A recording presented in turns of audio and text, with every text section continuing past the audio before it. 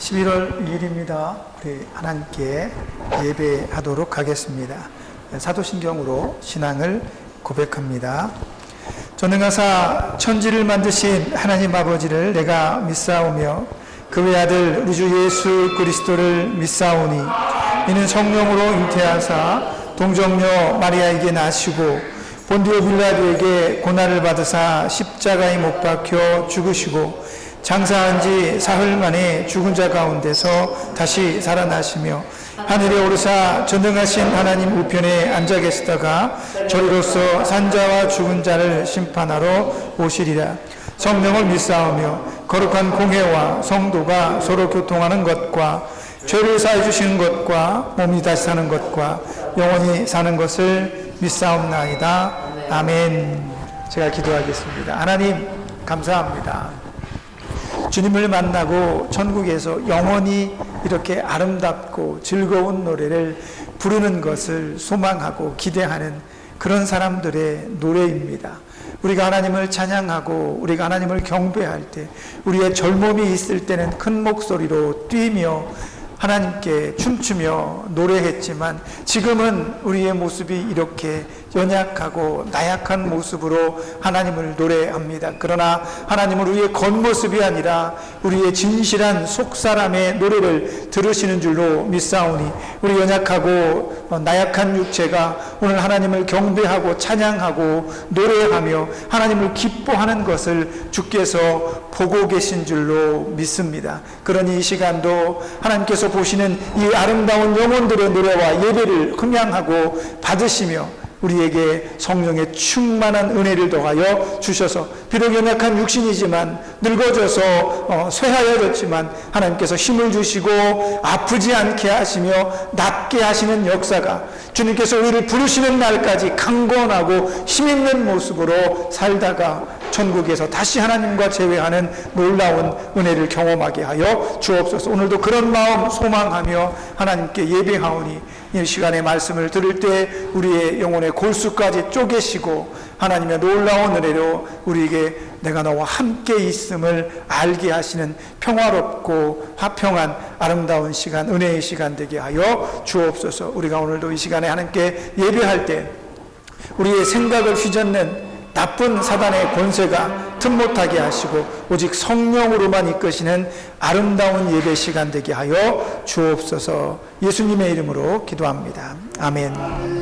하나님 말씀 찾아봅니다. 요한복음 1장 31절 한 구절 말씀만 같이 합독하도록 하겠습니다.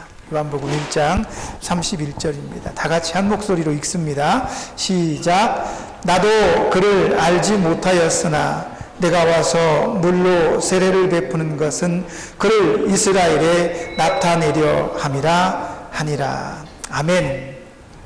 오늘 본문의 말씀을 의지해서 외치고 사라지는 사람이라는 제목으로 하나님 말씀 전해드리도록 하겠습니다.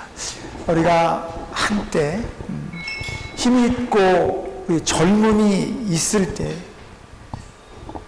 우리는 야망을 가지고 하늘을 바라보았습니다. 우리가 소망하고 계획했던 꿈들은 원대했고 훌륭하게 성공하고 이름을 내는 일, 평안하고 무언가 남기는 인생을 살고 싶었을 것입니다. 그래서 여러분들은 정말 열심히 그렇게 달려오고 살아오지 않았습니까? 사람은 그렇게 누구나 꿈을 가지고 살아갑니다. 무엇인가 되고 싶고 무엇이든 남기고 싶은 열망, 그 열망이 어쩌면 오늘의 나를 있게 한 것이 아닌가. 지금까지 세상에 남겨져 있다는 것은 그만큼 뜨거운 열망과 열심으로 경쟁적인 삶을 살아왔던 우리들이 남긴 마지막 모습입니다. 비록 오늘 여러분들은 나약해 보이고 휠체어에 앉아서 누군가의 도움을 받아야 할 그런 연약한 모습이지만 여러분들은 나름대로 인생을 성공적으로 살아내신 분들입니다. 하나님께서 어떤 사람에게 생명을 주시고 그가 한평생 살아갈 때에 어떤 사람은 그 한평생의 삶이 대단히 짧습니다. 저도 제 막내가 지금 앉아있는 저 친구가 저희 막내인데 이 친구보다 더 어린 아이가 하나 있었습니다. 10년 전에 미국에 오기 한 달 전에 저희 아내가 뱃속에 가지고 있던 아기가 엄마 뱃속에서 사산이 되었습니다. 너무 안타까워서 이름 없이 가는 그 막내를 바라보면서 마음이 아파서 이름을 지어줬습니다. 병원에서 엄마 뱃속에서 아이를 꺼내서 조그마한 상자에 담아서 저에게 줬습니다. 그리고 그것을 그대로 가지고 아이를 처리할 수 있는 시설로 옮겨갔죠. 그 아이와 저는 눈을 마주치지도 못했습니다. 그 아이의 손을 잡아보지도 못했습니다. 그 아이는 세상에 나오려고 준비해서 엄마 뱃속에서 10달을 있다 그렇게 하나님의 부름을 받고 갔습니다. 인생이 그렇습니다. 누군가는 태어나서 얼마 안 돼서 하나님의 부름을 받고, 제 친구는 고등학교 때 여름에 아르바이트 한다고 영화 촬영하는 데 가갖고 단역으로 일하다가 세트장에 불이 나면서 거기에서 다른 안에 있는 사람들 도와주고 도와주고 이렇게 하다가 연기를 너무 많이 마셔서 그 고등학교 때 그 친구는 그렇게 운명하고 말았습니다. 또 어떤 친구들은 그렇게 군대 갔다 와서 어떤 친구는 교통사고로 가고, 그러니까 여러 사람들이 자기 인생을 어떻게 보면 우리처럼 긴 인생을 살지 못하고 그렇게 짧은 인생으로 마감하는 사람들도 굉장히 많았다라는 겁니다. 여러분 주위에도 그런 분들이 많이 있을 겁니다. 그러나 적어도 오늘 연약하고 나약한 모습이지만 여기에 있는 여러분들은 나름대로 인생을 성공적으로 살아내신 분들입니다. 얼마나 가치 있고 얼마나 아름다운 모습인지 모릅니다. 그리고 여러분들은 여러분의 인생이 여기에서 끝나는 것이 아니라 여러분들의 소망과 뜻을 담은 여러분의 자녀들을 세상에 남겨두셨습니다. 그 자녀들을 통해서 여러분이 가졌던 꿈들은 물려지게 될 것이고, 여러분이 믿었던 예수도 그 자녀들에게 물려져서 그 자녀들에게 또 그 자녀들에게 또 그 자녀들에게 여러분이 믿었던 예수는 전달되고 전해지게 될 것입니다. 그것만으로도 여러분들은 훌륭하십니다. 어떤 드라마에서요, 어떤 배우가 이렇게 얘기를 합니다. 우리가 살아가는 이 세상은 약육강식 같은 거칠고 험한 세상이다. 힘 있는 자가 살아남고 센 자가 이 세상을 지배한다. 그런데 잘못 알고 있는 게 하나 있어. 세상은 강한 자가 살아남는 것이 아니라 살아남은 자가 강한 것이다 라고 이야기를 합니다.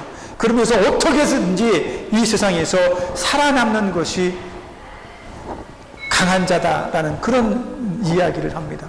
가만히 들어보면 굉장히 그럴듯합니다. 그렇죠. 아무리 강함들 이 세상에 끝까지 남아있지 않는다면 그 사람은 절대 강자가 아닌 것처럼 그렇게 들려집니다. 그럴듯해 보입니다. 그럼 여러분들 어떻게 생각하십니까? 정말 그럴까요? 우리가 어떻게든 이 세상에 살아남기만 하면 우리는 승리하고 이겨낸 사람일까요? 성경은 뭐라고 말할까요?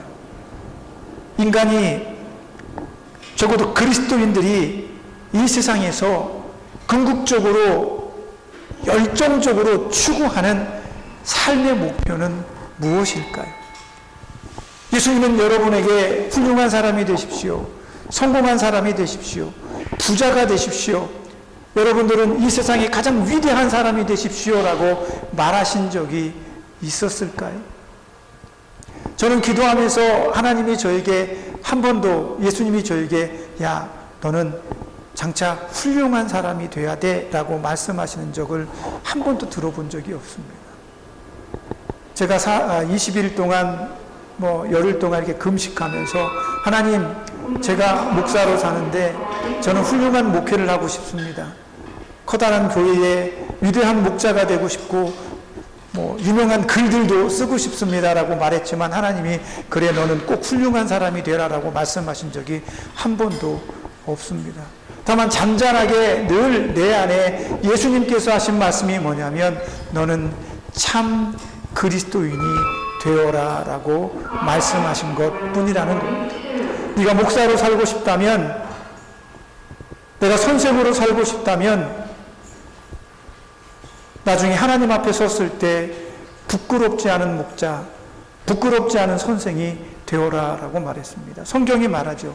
너희는 많이 선생됨을 원하지 말거라. 너희는 많이 선생되지 말아라. 가르치는 자가 되지 말아라. 왜? 그 가르치는 것으로 인해서 나중에 천국에서 하나님께 심판을 받을 것이다 그랬습니다. 왜? 가르치는 자의 삶은 그렇게 위험합니다. 왜? 때때로 내가 실수해서 잘못 가르치면, 내가 때때로 내가 가르치고 싶은 것을 가르치면 하나님 보시기에 악한 것이 되기 때문입니다. 나 때문에 다른 사람이 죽을 수도 있다는 거예요. 우리가 같이 천국에 갇히다라고 외쳤는데 잘못된 천국, 여기가 천국 가는 길입니다라고 말했는데 거기가 아니면 어쩝니까? 그래서 너희는 많이 선생되지 말라라고 예수님께서 당부하신 적도 있어요. 그래서 늘 제 마음속에는 훌륭한 것이 목적이 아니라 올바른 사람이 목적이구나, 참된 신앙이 목적이구나라는 것을 추구하게 되는 거죠.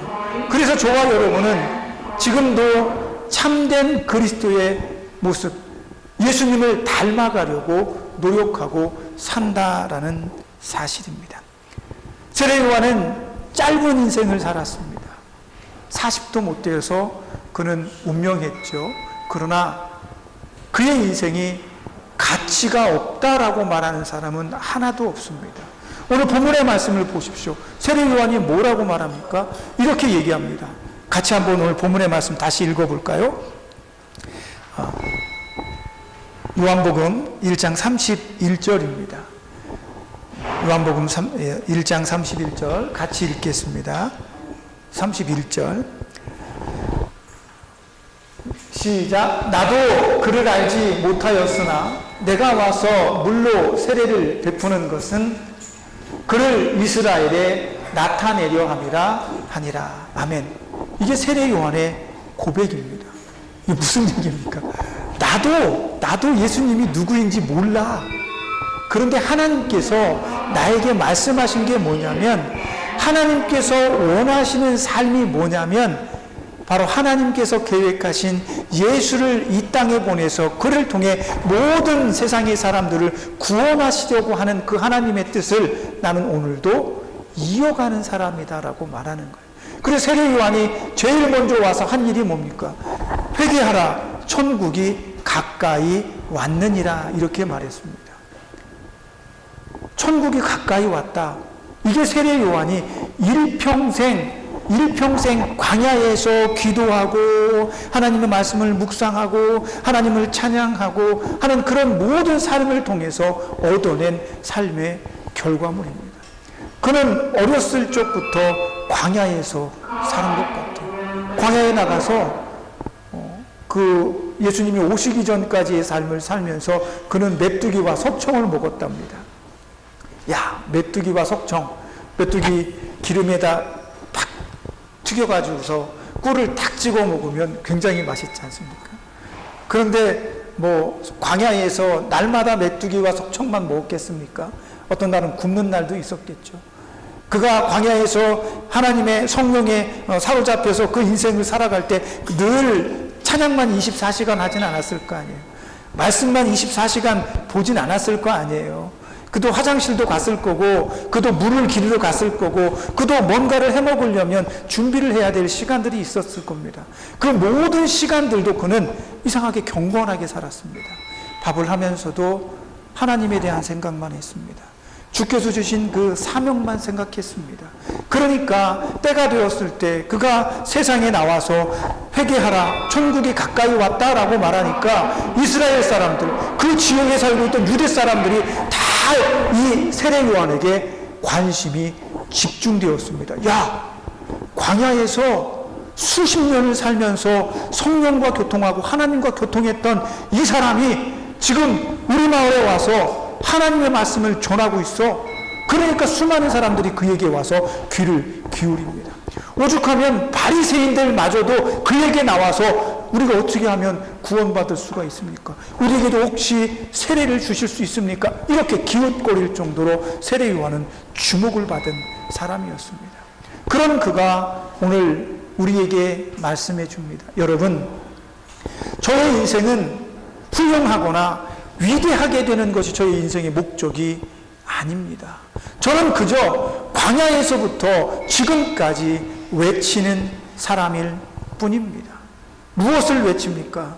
주의 길을 평탄히 하고 주의 길을 곧게 하기 위해서 외치는 사람입니다. 예수님께서 일할 수 있도록, 예수님께서 십자가로 걸어갈 수 있도록, 예수님을 믿을 수 있도록 세상 사람들에게 여러분 생명의 주가 저기 있습니다라고 말하는 사람입니다. 그러니까 사람들이 세례요한에게 와서 도대체 내가 무슨 권한으로 세례를 주느냐? 네가 엘리야냐? 네가 선지자냐? 오늘 본문의 말씀 바로 전편과 뒤편에 계속 나오는 얘기들입니다. 바리새인들이 세례요한에게 사람을 보내서 왜? 대제사장과 선생들의 말을 듣지 않고 세례요한의 말을 듣고 사람들이 그쪽으로 막 쫓아가니까 가서 세례요한에게 따지는 거예요. 네가 뭐냐? 네가 뭔데 사람들한테 세례를 주냐? 그렇게 물어보니까 세례요한이 그렇게 말하는 겁니까? 오늘 본문의 말씀을 얘기하는 거예요. 나도 내가 전하는 그분이 누군지 모른다. 하지만 하나님께서 나에게 이 일을 하라고 명하셨다. 내가 오늘 이 요단강에서 세례를 베풀고 있으면 하나님께서 보내신 메시아가 이곳에 오실 것이다 라고 하나님이 내게 말씀하셨다.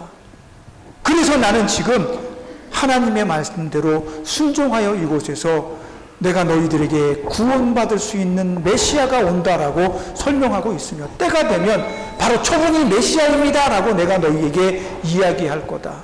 그러면 너희는 그분을 메시아로 알고 믿고 따르면 된다. 이것이 세례 요한이 지금 살아가고 있는 삶의 방식입니다. 그래서 오늘 본문의 말씀 뒤편에 보면 33절에 이런 이야기를 또 합니다. 요한복음 1장 33절에 우리 같이 한번 읽어보겠습니다. 시작. 나도 그를 알지 못하였으나 아직 안 나왔군요. 다시 한번 같이 읽겠습니다. 시작. 나도 그를 알지 못하였으나 나를 보내어 물로 세례를 베풀라 하신 그이가 나에게 말씀하시되 성령이 내려서 누구 위에든지 머무는 것을 보거든 그가 곧 성령으로 세례를 베푸는 이인 줄 알라 하셨기에 34절 내가 보고 그가 하나님의 아들심을 증언하였노라 하니라. 아멘. 이 얘기입니다. 세례 요한은 자기가 누구에게 세례를 베풀어서 그가 하나님의 아들이다라고 이야기해야 되는지 몰랐습니다. 하나님의 말씀대로 정결하고 하나님의 말씀을 늘 생각하며 살아가다가 요단강에서 세례를 베푸는 일을 해라. 그러면 어느 날에 어떤 사람이 너에게 올 텐데 그 사람 위에는 성령이 비둘기같이 임할 것이며 네가 그 사람을 보자마자 저분에게 내가 세례를 주어야 되는구나 라는 것을 깨닫게 될 것이다. 그가 바로 하나님의 아들이시니라. 이렇게 얘기를 하는 거예요. 성령이 그에게 얘기를 하셨다는 겁니다. 그래서 어느 날 그 이튿날도 그 전날도 다음 날도 세례 요한은 요단강에서 세례를 베풀고 있습니다. 그러면서 말합니다. 여러분, 곧 예수께서 오십니다. 곧 하나님의 아들이 오십니다. 그 하나님의 아들이 이 땅에 오셔서 저와 여러분을 구원할 것입니다. 그러니 여러분 예수 앞에 나와 회개하고 세례를 받으십시오. 그분은 나처럼 물로 세례를 주는 것이 아니라 성령으로, 불과 성령으로 여러분에게 세례를 줄 것입니다 라고 말합니다. 그러면 보십시오. 성경은 우리가 알고 있는 것처럼 수많은 이야기들이 들어가 있습니다. 그런데 그 수많은 이야기 중에서 가장 중요한 분이 누굽니까? 바로 예수님입니다. 성경 66권은 한결같이 예수님에 대해서 이야기를 하세요. 그러면 그렇게 중요하고 그렇게 위대한 예수님 얘기만 여기 있어야 되는데 이 성경에는 예수님만 나오는 게 아닙니다. 그렇게 중요한 예수님만 나오는 게 아니라 예수님을 믿었던 제자들도 나오고요. 예수님을 못 박았던 사람들도 나옵니다. 그 그 예수님이 복음을 예수님의 제자에게 전해서 그 제자들이 또 다른 사람들에게 복음을 전해서 복음이 확산되어지는 모습을 성경이 기록해 주고 있습니다. 그래서 예수님의 제자들의 입술에 예수의 이름이 있다는 것, 그리고 예수님을 믿었던 제자들의 입술에서 전해졌던 그 예수의 이름이 다른 사람들의 입술을 통해서 오늘 저와 여러분이 살고 있는 이 시대까지 복음이 전해지는 것을 성경은 이야기해주고 있습니다. 그러면 하나님께서 정말 중요하게 여기시는 게 뭘까요? 바로 예수의 이름입니다. 그래서 세례 요한은 오직 광야에서 외치고 예수님께서 자기에게 와서 세례를 받고 이분이 예수님입니다 라고 말하고 세례 요한은 그 뒤로 조금씩 사라지게 됩니다. 그리스도인의 삶은 이런 모습입니다. 내가 이 세상에서 강하게 살아남고 이 세상에서 위대하고 훌륭한 인물이 되는 게 우리 삶의 목적이 아니라 내가 어떠한 모습으로 살더라도 내 입술에는 예수가 있어야 되는 겁니다. 여러분, 바로 이 예수가 저와 여러분을 구원할 것입니다 라고 말하는 것, 그렇게 외치는 것, 그것이 바로 우리 삶의 가장 큰 목적입니다. 여러분들은 이제 연로하셨습니다. 그래서 오늘 이 병원에 있습니다. 누군가가 여러분의 휠체어를 밀어 주어야 여러분은 예배도 오고 화장실도 가고 여러 가지 일들을 할 수 있습니다. 그러나 아직 여러분의 입술은 여러분의 것입니다. 여러분의 입술은 여러분의 휠체어를 밀어주는 간호사에게, 도와주는 누군가에게 예수가 당신을 구원할 것입니다 라고 말할 수 있는 그 입술이 있습니다. 어쩌면 오늘도 저와 여러분은 그 사명을 짊어지고 있는지도 모르겠습니다. 세례 요한은 그렇게 자기 인생을 통틀어서 오직 예수님만 전하다가 사라졌습니다. 저와 여러분의 인생이 주마등처럼 스쳐가며 여러분이 어렸을 때부터 젊었을 때 이제 나이 들어 오늘까지 모든 모습들을 살펴보더라도 훌륭하고 아름답지만 여전히 여러분에게 가장 소중한 건 예수의 이름밖에 없다는 겁니다. 세례 요한이 왜 예수가 여러분을 구원할 것입니다, 저분을 보십시오, 여러분이 생명의 양식입니다 라고 말했습니까? 저와 여러분은 지금도 그분을 바라보고 그분을 의지해야 그분이 여러분의 생명의 양식이 되는 것이기 때문입니다.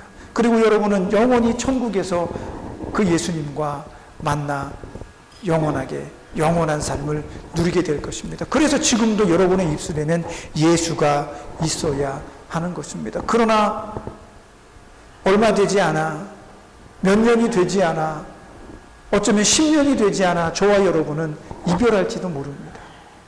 여러분은 사라지게 될 것입니다.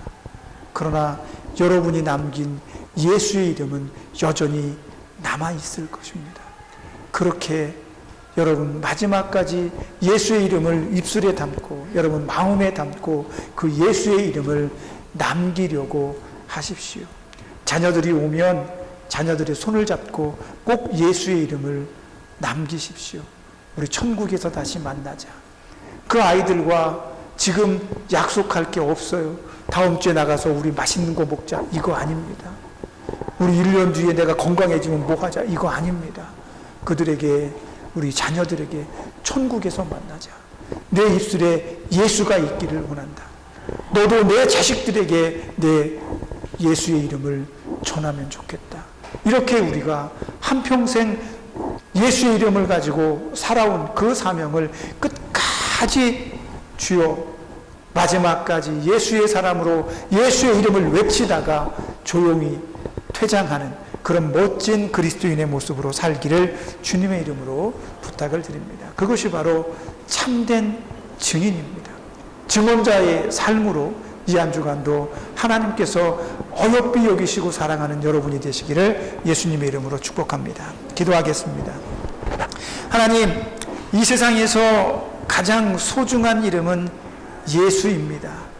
나의 삶이 오늘 성공했는지 내가 잘 살았는지 그것을 가늠해 볼 때 우리의 입술에 예수가 있고 예수를 남기는 인생이 되었다면 우리는 예수님께서 인정하시는 착하고 충성된 종이 될 것입니다. 그렇게 이 한 주간도 또 예수의 이름을 입술에 담고 사는 믿음의 사람들이 될 수 있도록 축복해 주세요.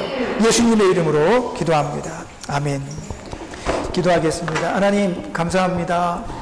우리가 늘 우리 안에 예수를 품고 살고 있는지, 정말 예수의 이름만 외치다 그렇게 우리의 삶이 사라지듯 주님 앞에 가는 것을 추구하고 있는지, 오늘도 우리는 예수의 이름을 부를 것입니다. 그러니 응답해 주시고 내가 너와 함께 한다라고 말씀하시며 위로해 주옵소서. 그래서 이 무료하고 적적한 이 병원에서의 삶도 주님과 동행하며 행복하게 하게 하시고 평화롭게 하게 하시고 기도하게 하여 주옵소서. 그런 삶을 추구하며 살아갈 수 있도록 오늘도 주님 풍성한 은혜와 복을 우리에게 더해 주옵소서. 예수님의 이름으로 기도합니다. 아멘.